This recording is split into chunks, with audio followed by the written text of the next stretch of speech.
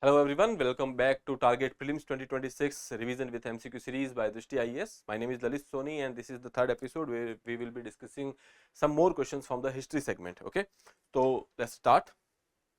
So question 1 is, consider the following statement. Dantidurg overthrew the last Chalukya ruler of Badami, Kirtivarman II, and assumed full imperial status.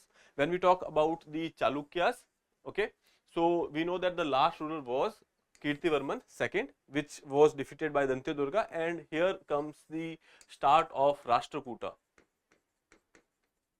Okay, so Rashtrakuta rule started from Dantidurga. So statement 1 is correct. Second is, Krishna Raja I extended the Rashtrakuta dominance after Dantidurga by conquering the southern Konkan region. So this is also true. So both the statement here are correct. Option C is your right answer. Now if we talk about the expanse where Rashtrakutas were, so here in this particular picture you can see that these area, or you can say below Narbada, you can say Rashtrakutas were there, and this area was conquered by Krishna Raja I. Okay, so this is the southern of Konkan region. So this is the expanse of Rashtrakutas. We know that the tripartite struggle which we have studied in the history, that was between Gurjar Pratihars, here Palas and Rashtrakutas. Okay, so now let's here you can see the explanation is given. The rise of the imperial Rashtrakutas began under the Dantidurg, who weakened the Chalukyas and declared their own sovereignty. After him, Krishna Raja I consolidated the empire. Now, where do you get this information from? That is the Samangad inscription, that is of 754 CE, records that Dantidurga defeated the Kirtivarman II, which was the first statement of ours. Okay, then he, after defeating him, he got certain titles like Prithvi Vallabh, Maharajadhiraj, Parmeshwara, etc. And when we talk about the other ruler, that is Krishna Raja I, he also got the title of Rajadhiraj Parmeshwara. Okay, so these titles sometimes UPSC has this tendency to ask, so you can remember these things. Okay, now let's move to the question number 2.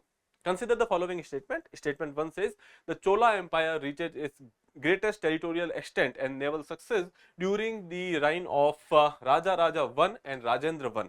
Now, when we talk about Chola Empire, we know that these two are the prominent kings which happen to be in Chola Empire, and Cholas were well known for their naval structures, their naval superiority, and they have gone for the greatest territorial extent as well. So this statement is correct. Now coming to the second statement, Rajendra I constructed the Brihadeshwara temple. Brihadeshwara temple is a famous temple. When we talk about the temple architecture, you must have studied about this temple. Now you can tell me in the comment box that from which style this particular temple associates to. Okay, so Brihadeshwara temple at Tanjore was constructed by Rajendra I, that is what statement is saying, conducted a land survey for the efficient revenue administration and expanded the Chola power overseas through the naval expenditures. So now when we are talking about the Rajendra I, he was not the one who has built the temple. Raja Raja I was the one who has built the temple. Okay, so statement 2 becomes incorrect. Statement 1 is correct. Option C would be a right answer, which says that statement 1 is correct, but statement 2 is not correct. Okay, so here you can see answer is C. During the imperial Chola period, the empire reached its peak or zenith under Raja Raja I and Rajendra I, marked by the territorial you can say expansion. Then here you can see the Chola Empire expanded from Tungabhadra to Kanyakumari. Now if we talk about the Deccan region, you know that there is a river called Tungabhadra, or Tunga and Bhadra, there are two different rivers and they form Tungabhadra, and in southern part of that this particular empire was there. Okay, other than that you will also see in the history that this region was under direct influence. Later on they have actually gone for you can say various expansions or raids in the this Malay region as well. Okay, so you will be seeing that in the South Asian region also Chola had some kind of influence. Okay, moving further, Raja Raja I constructed the Brihadeshwara temple, that is at Tanjore. We have already discussed that. Here you can see this is the expanse I was talking about. See, this was under the direct Chola Empire. Okay, now if you see over here, this pink portion over here, that is where Cholas has the influence. They have gone for the raids in this area and they had some kind of influence in this particular region because of their naval supremacy. Okay, and that was one of the reason that their trade also flourished. Okay, now let's move further. Question number 3, consider the following statement. Iltutmish organized the group of Turkish nobles known as the Turkan-e Chahalgani to strengthen the administration of the Sultanate. Now, when we talk about Iltutmish, or after that also we have seen Razia Sultan, these are the prominent you can say rulers at the time of Delhi Sultanate. Okay, so this statement is correct. Iltutmish has good administrative capacities, and he had made a council, or you can say a group of nobles that is known as the Turkan-i-Chahalgani. 40 nobles were part of it, and they will be taking care of the administration of the Sultanate. Now, Qutbuddin Aibak is regarded as the real consolidator of the Delhi Sultanate, and he completed the most of the territorial expansion. Now, we cannot say that, because Qutbuddin Aibak was the one who we can say that who founded the Delhi Sultanate.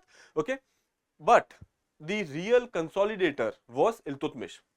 He has gone for various territorial raids and the expansion. Okay, moving further, Razia Sultan faced strong opposition from the Turkish nobles because she attempted to promote non-Turks to high administrative positions. Now, that is true, because after Iltutmish, who had this Turkan-i-Chahalgani, so there were nobles who had the Turkish origin.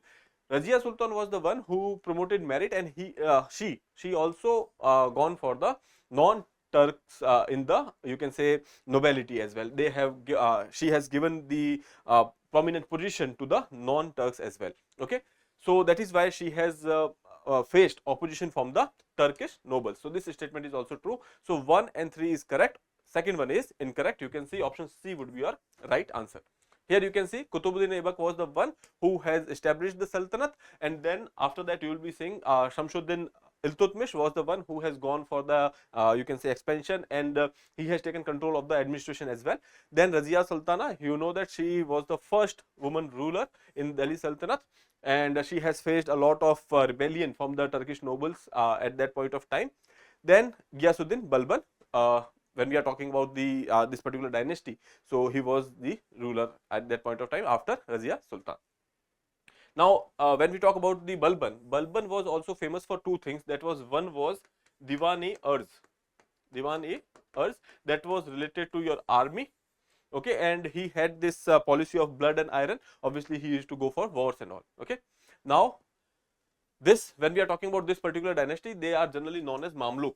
Okay, Mamluk period, early Mamluk period was from 1206 to 1290, marked the foundation and the consolidation of the Delhi Sultanate.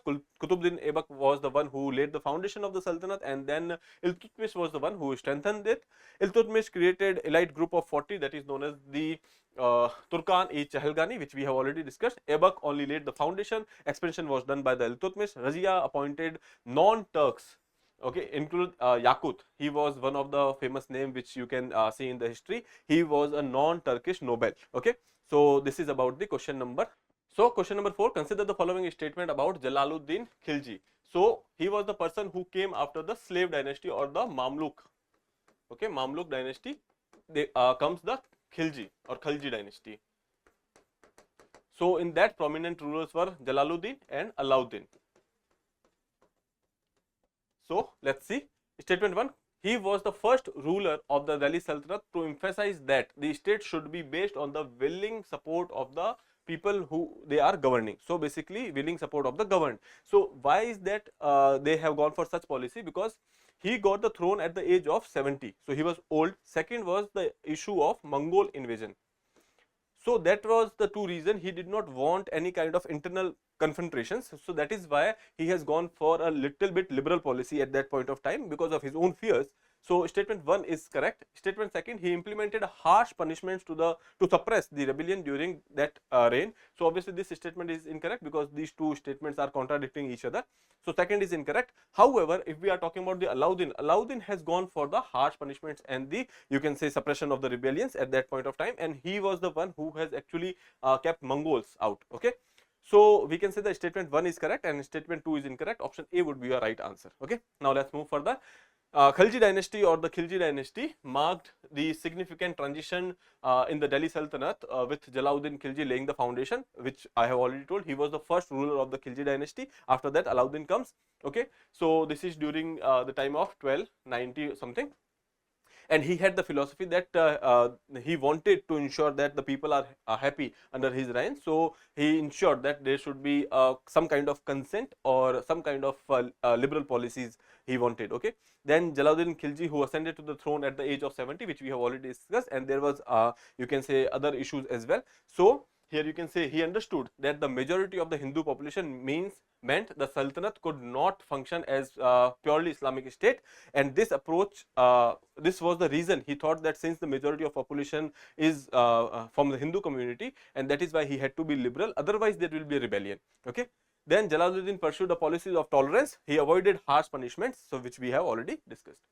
Now, question number 5, consider the following statement. Firoz Tughlaq expanded the Delhi Sultanate to include the Deccan and the southern India under his rule. Now, when we are talking about the Firoz Tughlaq, he was not the one where you can see that he has included Deccan and southern region in his own you can say sovereignty, because at that point of time in the Deccan region or the southern India, we have the Bahmani Empire, and then Vijayanagara also quite prominent in the southern region. So they were independent, they were not part of the Tughlaq empire. So we can say that this statement is incorrect. By the end of the Tughlaq rule, the Sultanate has complete control over the Bengal, Orissa and Malwa. Now, by the end of the Tughlaq rule, obviously these regions were not under the direct control. Reason being that when we are talking about the Tughlaq rule, at that point of time the capitals has been also shifted by the Muhammad bin Tughlaq and all, and during you know, some administrative changes were also not positive in their favor, and because of which by the end of the rule these areas were not under their control, or you can say that the rulers were weak in the end of the Tughlaq rule. Okay, so this statement is also incorrect. Option D would be your right answer, because none of the statement is correct. Okay, here you can see Tughlaq contractions, the imperial decline. By the end of the Tughlaq rule, the Sultanate had completely lost control over the areas of Bengal, Orissa, Malwa, Punjab, Rajasthan and Deccan region. So they were mostly limited to the areas of Delhi and the nearby area. Okay. Then comes the Firoz Tughlaq part. So he has expanded, no doubt, but not into Deccan or the southern India. Those regions were largely under the Bahmani and the Vijayanagara empire, which we have already discussed. You can go through this explanation, which is the same thing which we have already discussed now.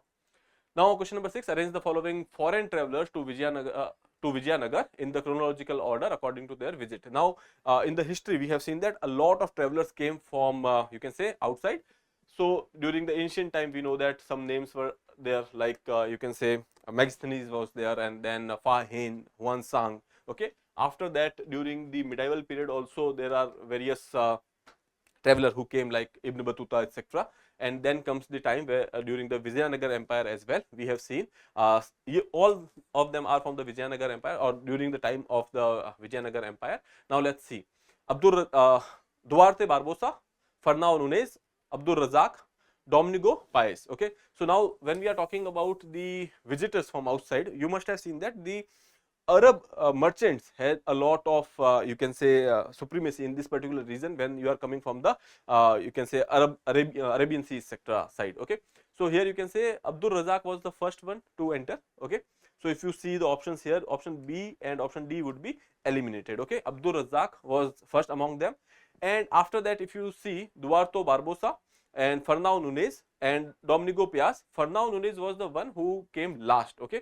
So here you can see these two are having Fernão Nunes in the last option, and then comes the part where we have to select between the Duarte Barbosa and Domenico Paes. So here you can see Duarte Barbosa came first, then Domenico Paes, and then you can say and then comes Fernão Nunes. So 3, 1, 4 and second option A would be your right answer over here.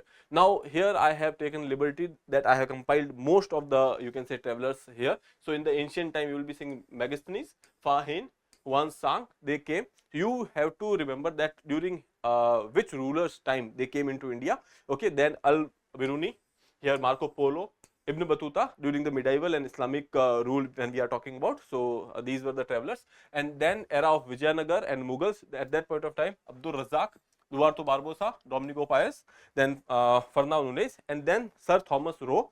Now you will be telling me in the comment box that when did Sir Thomas Roe came into India, during whose you can say rule he came into India. Okay, so this question is discussed, option A would be your right answer. Same thing is written over here, you can go through it. Now here you will be seeing that this particular person, if we see Abdul Razak, from which part he came, so he came from the Persia.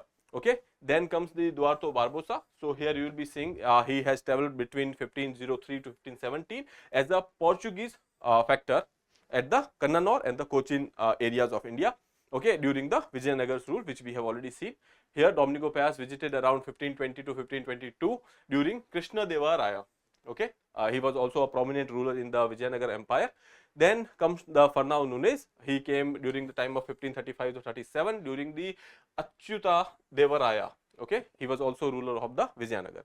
Now let's move further. Question number 7. Consider the following statement regarding the Vijayanagara Empire. Vijayanagara Empire is quite important from your prelims point of view. In the past also they have asked various questions from the Vijayanagara. It is kind of a favorite topic, I would say.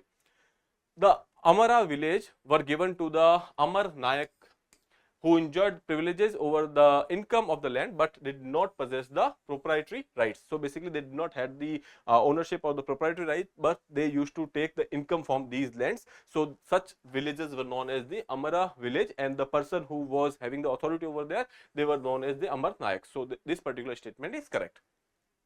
Now coming to the second one, the Manya rights. Now one is Amara rights and second was Manya. Now Manya rights were the rights where the land or such villages were given to religious community, mathas. You can say when we are talking about the group of priests, etc. So either they were given to Brahmins or to the religious math. Okay, so these were called as Manya. Now these things or the you can say income from these areas were used for the religious preaching and other religious activities, but not for the army related activities. Okay, so the Manya rights were the land tenures granted to the Brahmanas or the Mathas, and income from these villages were primarily used to maintain the force and the army. This statement is incorrect because obviously it has been given for the religious purpose and not for the force and army. So option A would be your right answer, wherein only statement 1 is correct. Okay. Now here Amara village, which we have seen, that is the military spine. From Amara village, whatever income is coming, that is being used for the force and the military. And from Manya village, this is the sacred trust, and it is been given to the Brahmans and the Mathas. Okay, you can go through this particular infographic. The same thing has been written over here, which we have already discussed. Now moving further, question number 8. Which of the following structure forms part of the Qutb Minar complex in Delhi? Quwwatul Islam Mosque, Alai Darwaza, Tomb of Iltutmish, Alai Minar. Select the correct statements in that. Okay. Now, if you have visited Delhi or the Qutb complex, okay, so all of them are present in the Qutb complex. Option D is your right answer, and I'll tell you how it is present. So this is the Qutb Minar, which is the quite prominent feature of this particular complex. Okay. Now Qutb Minar was built by Qutbuddin Aibak, and it was dedicated to a Sufi sant. He was there. His name was Qutbuddin Bakhtiar Khaki. Okay, so this is something you should remember. The Minar is not dedicated to Qutbuddin Aibak, but to a saint name, that is Qutbuddin Bakhtiar Khaki. Okay. After that, if you talk about the Alai Minar, this is the Alai Minar. Now Alai Minar, why it is located? Initially, Jalaluddin Khilji had the idea that he will be building a minar which is higher than this structure, Qutb Minar, but he could not finish it. Okay, so you will be saying that it is a mount of stones, but it is not finished structure. Okay, then comes the tomb of Iltutmish, which is also there. This is basically Quwwatul Islam Mosque. Okay, when we talk about the Quwwatul Islam, that is the might of Islam. So this mosque was you can say built by Qutbuddin Aibak. Okay, then comes this Alai Darwaza. So this is also part of the complex. Okay.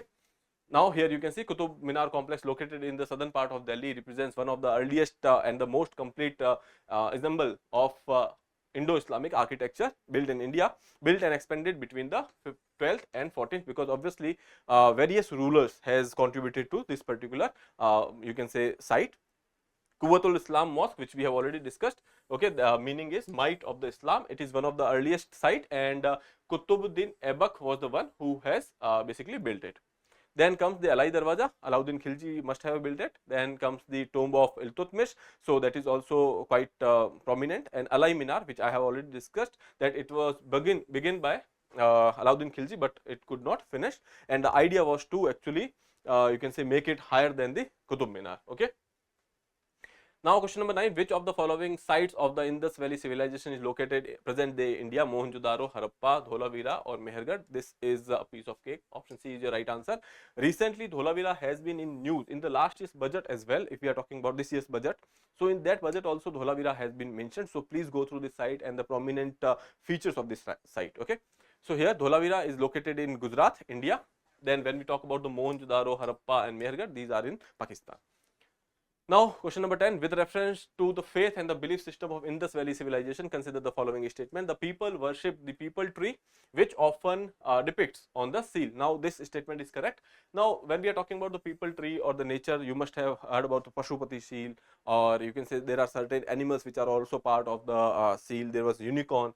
All these things says that people of Indus Valley civilization, they were close to nature. Okay, so this statement is correct. Coming to the second one, evidence of cremation and the elaborate burials with ornaments suggest that they believe they had a belief in the afterlife. So this statement is also correct. Okay, moving further, fire altars have been identified at the site of Kalimanga. This statement is also correct because these are factual informations. Okay, then coming to the next one, temples dedicated to Vishnu and Shiva have been excavated at Harappa. Now this statement is incorrect because as I told you that they were worshipping the nature, mother goddess, etc., but there was no direct mention of Vishnu and Shiva. Okay, that is first thing. Second thing is, we have a proto Shiva, Pashupati shield was there, but not exactly Shiva as we see in this particular in today's form. Then comes the written hymns and the religious texts have been discovered from the Mohenjo-daro. Now this is also incorrect because we do not know what kind of religion they used to follow. Second thing is, whatever text we have got, we could not decipher it. We do not know what is written in that text. So this statement is also incorrect. We can say that 1, 2 and 3 is correct. 4 and 5 is incorrect. Option B would be a right answer, saying that only 3 statements are correct. Okay. So here you can see whatever we have discussed, that is written over here. Here you can see religious life of the Harappa Indus Valley people appear to have been deeply rooted in the nature worship. Okay, fertility cults were there and the ritual practices were also there. Okay, then comes the you must have seen about the terracotta figurines were there, and then there were structures like mother goddess. Pashupati seals were there. So these are something which is saying that they are talking about the nature worship and the fertility cults, and rituals were also there, but no particular religion has been talked about. The peepal tree frequently depicted on the seal was considered sacred. Additionally, the presence of terracotta female figurines suggested the worship of the mother goddess, symbolizing the fertility. Archaeological findings confirm that the Harappan people buried their dead, sometimes with the evidence of the cremation as well has been found. And elaborate burials accompanied by the pottery, ornaments, jewelry, copper mirrors and beads, etc., has been seen in the excavations. All these things are quite you can say common things which we have which you must have read during the Indus Valley civilization when you were reading about it. Okay, Kalimanga fire altars were found over there. That is also simple. There were no temples. Okay, there were no dedicated religion. When we talk about the Vishnu and Shiva, these are the later Vedic you can say gods. Okay, in the early Vedic era or the Rig Vedic era, you must have seen that there was Agni, Varun, etc. They were being we see Agni, Varun, etc. in the Rig Vedic era, and in the later Vedic era we talk about Vishnu and Shiva. Okay.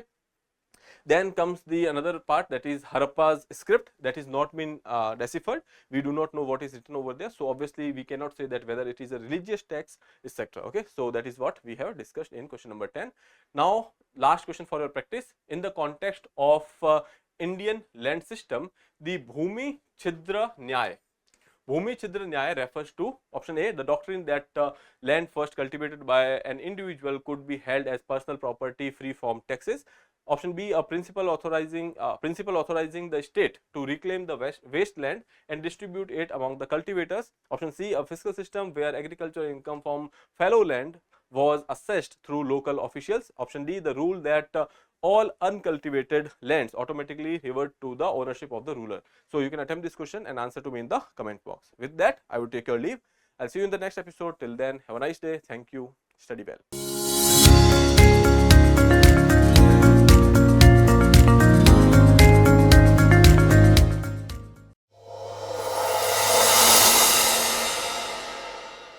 For more informative content, like, share and subscribe, and do not forget to press the bell icon to get the notifications.